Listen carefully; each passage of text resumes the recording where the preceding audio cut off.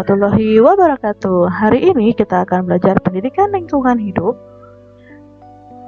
yaitu kita akan belajar tentang melakukan pemeliharaan lingkungan abiotik.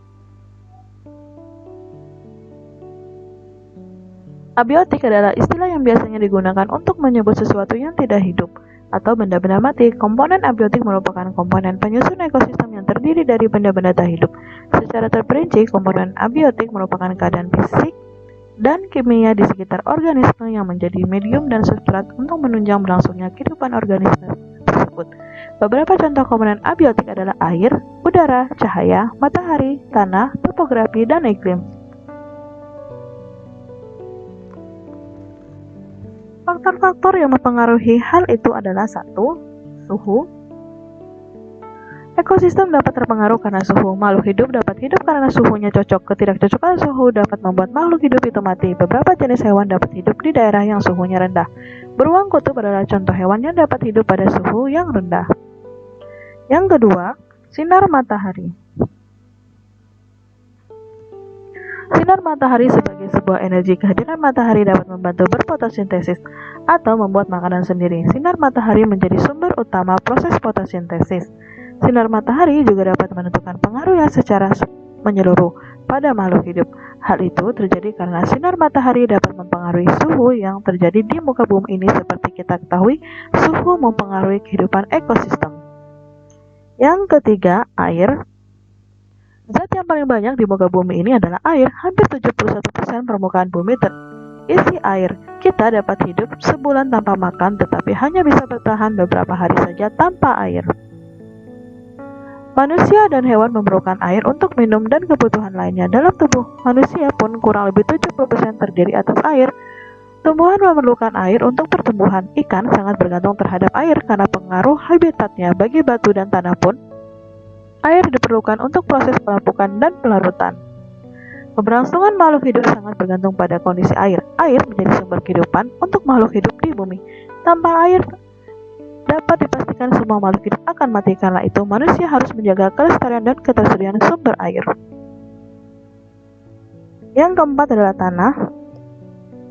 Tanah terbentuk karena adanya pelapukan-pelapukan batuan dan juga pelapukan bahan-bahan lain yang ada di bumi. Tubuh tanah terdiri atas batuan yang telah mengalami pelapukan, kemudian bercampur dengan sisa-sisa bahan organik, air, udara, dan mengalami proses fisika dan juga kimia, yang pada akhirnya membentuk lapisan-lapisan tanah. Tanah juga merupakan salah satu komponen abiotik yang mempunyai pengaruh yang sangat besar pada suatu ekosistem, terlebih ekosistem daratan.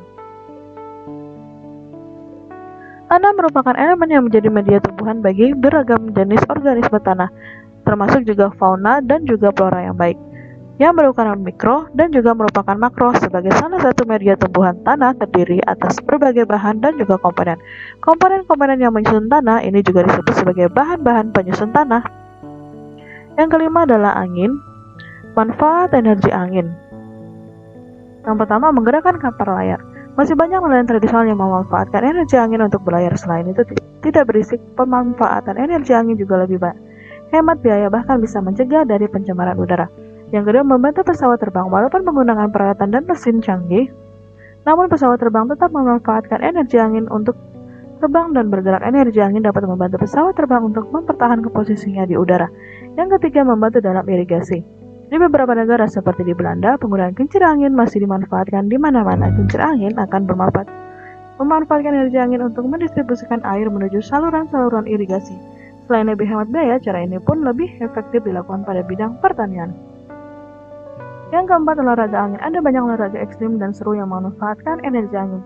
Terjun payung, gantole, paranggliling, hingga para layang membutuhkan energi angin untuk mengatur arahnya ketika melakukan olahraga tersebut. Yang kelima, membantu tanaman berkembang biak. Tahukah Anda, bila tumbuhan membutuhkan energi angin untuk berkembang biak, di mana energi angin akan membantu tanaman dalam proses penyebaran benih mereka. Dengan bantuan energi angin, tanaman akan melepaskan benih dan spora mereka untuk tumbuh dan berkembang biak. Yang keenam, menentukan arah. Bagi para pelaut atau pengelana di zaman dahulu, angin digunakan untuk membantu menentukan arah, di mana arah utara, timur, barat, selatan untuk ditentukan dari arah mata angin. Dengan mengikuti arah mata angin akan memudahkan mereka untuk pergi ke tempat yang dituju. Yang ketujuh, digunakan dalam riset aerodinamika. Energi angin juga sering digunakan dalam melakukan prinsip aerodinamika, di mana energi angin akan digunakan untuk menggerakkan dan menentukan arah benda-benda tertentu.